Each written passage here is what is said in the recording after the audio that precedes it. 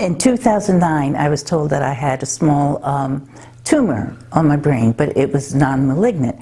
And since it wasn't giving me any problem, I just ignored it. By 2014, I was having headaches and was getting pretty uncomfortable, so it had been decided that I would have surgery done at Mayo Clinic.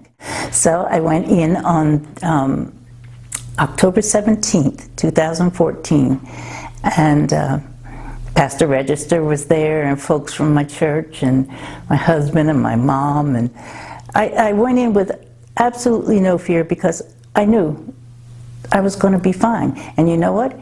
Even if I wasn't fine, you know, if something happened and I went home to be with the Lord, I mean, that's the best of all possible worlds. So it was a win-win situation.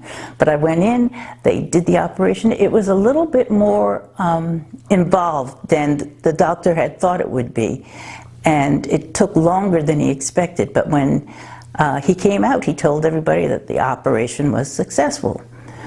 When I came to in intensive care, I remember trying to talk to my husband, and I could tell from the look on his face that I wasn't making any sense.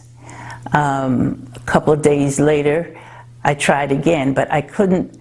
I knew what I wanted to say, but things were totally disconnected.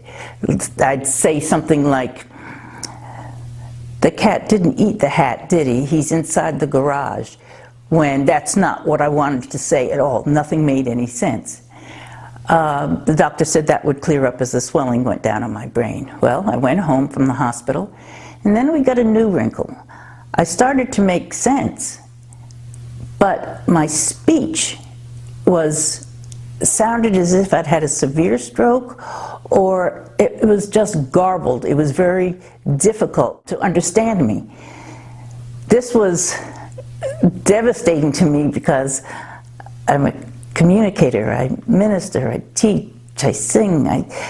I couldn't imagine not being able to speak clearly. Well, of course, the church prayed, and we prayed, and the weeks went by, and I still couldn't speak. And then one Sunday, we came into church, and they were, at the end of church, they were singing a praise hymn that I particularly love.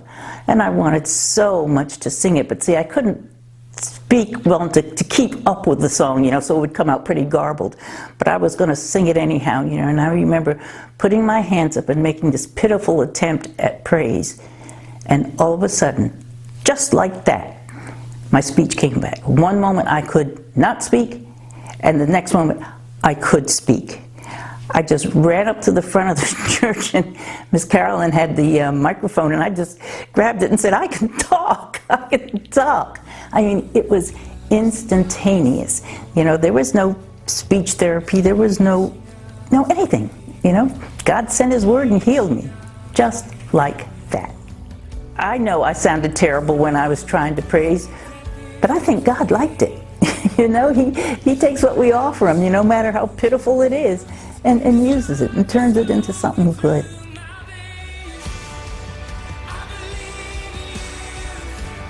This testimony is typical of the many things God is doing at First Assembly in Fleming Island.